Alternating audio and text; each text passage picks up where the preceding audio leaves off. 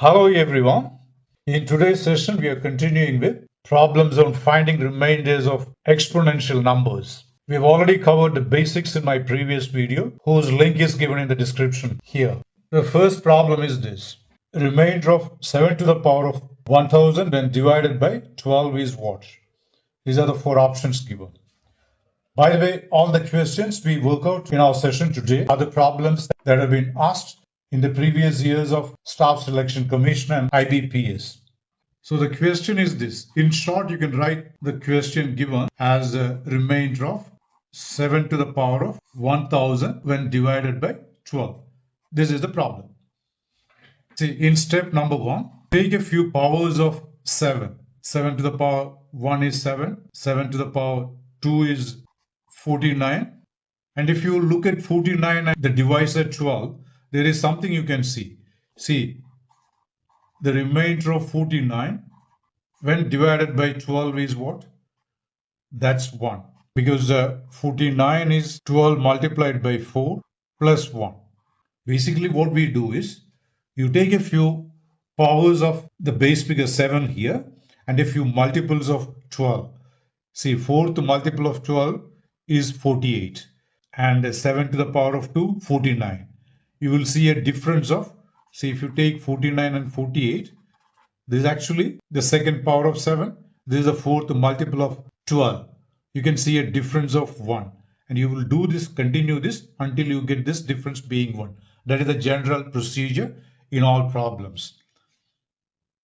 Now this you can write as a 7 to the, okay, this is 7 to the power of 1000. You will write like this. 7 to the power of 2 multiplied by 500. This is 7 to the power of 2, the whole to the power of 500. The reason is a to the power of n, the whole to the power of n is a to the power of mn. And this equals 49 to the power of, so 7 to the power of 1000 we have simplified to 49 to the power of 500, and that we will write here. Instead of 7 to the power of 1000, we will write this number, 49 to the power of 500 divided by 12. Now this equals remainder of 49 when divided by 12, the whole raised to 500. This is based on a simple result in remainders, which I have already discussed in the previous video. And what is the remainder of 49 when divided by 12? 1. That 1 you write here, 500, which is 1. And that is the second option given here. If you know the basic concepts, this is a problem you can tackle in just max 30 seconds or even less than that. We will work out a few more problems so that you will get a better understanding of the techniques to be used in problems of this kind. Remainder of 7 to the power of 34 when divided by 342 equals what? These are the four options given. Like I showed you before, take a few powers of 7 first. 7 squared 49, 7 cubed 343. Look at this number 343. You can see the divisor being 342. What is the difference between these two? 1. There you stop. That is the first step. Now let me write the problem again. Remainder of 7 to the power of 34 when divided by 342 equals remainder of 7 to the power of 34 is 343. Okay.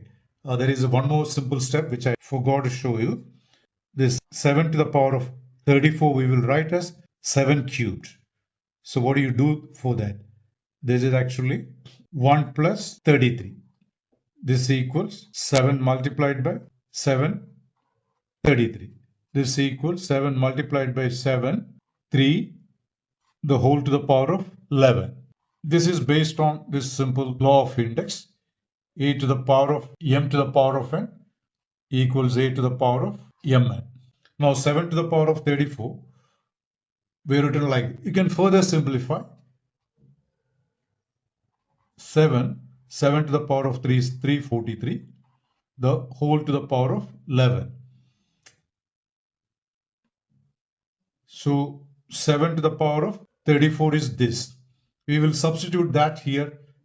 Let me write 343 to the power of 11 first, then 7. The whole thing divided by 342. This is the first step. Now in the second step, that's equal to remainder of, you can distribute remainders. There are two products. So 343 to the power of 11 when divided by 342 multiplied by remainder of 7 when divided by 342. Now this will be remainder of 342 the whole to the power of 11, and this is 7, and this one, as you can see, is just 1. So 1 to the power of 11, 7, 7. This is the third option given here. See, to simplify the problem, you don't need to remainder all the way in these different steps. You can write these fractional parts alone separately and simplify and write the answer quickly. So if you cut short steps like that, maybe you can do this in less than 20 seconds. Okay, we'll move to the next problem. Here you are finding the remainder of 25 to the power of 500 when divided by 13. So you can see a relationship between 25 and 13. 13 multiplied by 2, 26. And the difference between these two numbers is 1. In the previous cases, it was plus 1. Here it is minus 1. 25 minus 26 is minus 1. That's okay. Then, if you look at remainder of 25 when divided by 13, as you know, every number has two remainders. One of them is the positive remainder, because 25 is 13 into 1 plus 12. It is this 12 I'm writing here. There's a positive remainder. Corresponding to every positive remainder, there is a negative remainder. And in this case, that negative remainder is minus 1. See, if you take the sum of these two magnitude-wise, that will be 13. For example, if a number has 11 as the positive remainder when divided by 13, the negative remainder will be minus 2. That's all. These are all some simple basic stuff already covered in my previous video. There's a reason for bringing this negative remainder. See, when there are two remainders, we go for the negative one remainder in the problem, because there is no point using the positive remainder, because the number won't get simplified or reduced to a number below 13, which is what the remainder should be when you're dividing a number by 13. So this, in the first step, you will write like this: remainder of 25 when divided by 13, the whole to the power of 500. There's a first step. After that, this one, I will substitute minus 1. Okay, then to the power of 500. Minus 1 to any even number. 500 is an even number. As you know, that is plus 1, which is the last option. This problem will take just a few seconds for you to finish it. See, supposing you write 12 in place of minus 1, what are you going to get? You will be getting 12 to the power of 500 as the remainder, which it cannot be, because in case you are getting a number like this, which is bigger than the divisor, you will again divide this. So it will go on like that. Whereas if you plug in plus or minus 1 here, it gets over fast enough. We will do one more problem like this to help you get a better understanding. Remainder of 65 to the power of 151 when divided by 11. These are the four options given. Let me write the problem first. Remainder of 65 to the power of 151 when divided by 11. See, 11 into 6 is what? 66. The difference between 65 and 66 is 1, rather minus 1. That is the first step. So remainder of 65 when divided by 11, you can see two remainders. Every number when divided by some number, you will have a negative remainder and a positive remainder, because 65 is 11 into 5 plus 10. it is that 10 I'm writing here. And the corresponding negative remainder will be what? Minus 1. Sum of these two, that should be 11. So minus 1. And this given problem, you can write like this. Remainder of 65 when divided by 11, the whole to the power of 151. That's the first term. Now, remainder of 65 when divided by 11 is minus 1. We won't use plus number. That's a big number. So inside you get minus 1. The whole to the power of 151. 151 is an odd number. Minus 1 to the power of an odd number is minus 1. But finally, when you give the remainder, it should be a positive integer. So in case of getting a negative number as the remainder, when you work it out this way, what do? You add whatever remainder you got, minus 1, to the divisor, 11. And that will be the remainder. See? So the final remainder will be 10, which is the second option given here. Now let's look at the last problem in this video. Remainder of 2 to the power of 200 when divided by 6. This is slightly different from the other problems worked out here, because if you take a few powers of 2, which is what we did in previous sums, at no stage will you be getting plus 1 or minus 1 as the remainder. So we don't use that method.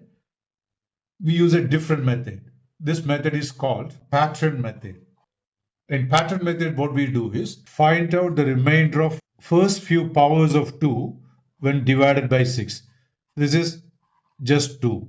Again, remainder of 2 to the power of 2 when divided by 6. This is nothing but 4. So the remainder is 4.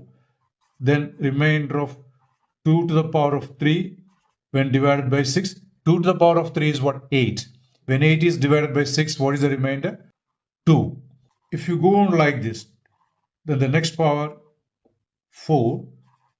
2 to the power of 4 is 16. When you divide 16 by 6, what is the remainder? 4.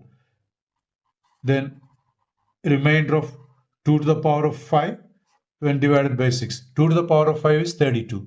32 when divided by 6, again 2 is the remainder. Remainder of 2 to the power of 6 when divided, 2 to the power of 6 is 64. So 64 when divided by 6, 4 is the remainder. You can observe something. When you go on to higher powers of 2, for all those numbers when divided by 6, you are getting only 2 distinct remainders, either 2 or 4. Either 2 or 4. And 2 is the case when the power is odd number. See, 1, 3, 5. And 4 is the case when you have even number, 2, 4, 6. You can generalize this. In the given problem, the power is what? It's an even number. So obviously, if you continue like this, the remainder is going to be 4. And that is the final answer. All these problems I discussed here are asked either in Staff Selection Commission or IBPS or State Bank of India exams or CSAT. If there is any problem similar to what we have discussed here, or any problem relating to remainders of exponential numbers, drop it in the comments. I'll definitely help you with the solution. By the way, if you have found this video useful, please like, share and subscribe to my channel and press the bell icon so as not to miss out other similar videos of mine. Thanks for watching and see you in the next video.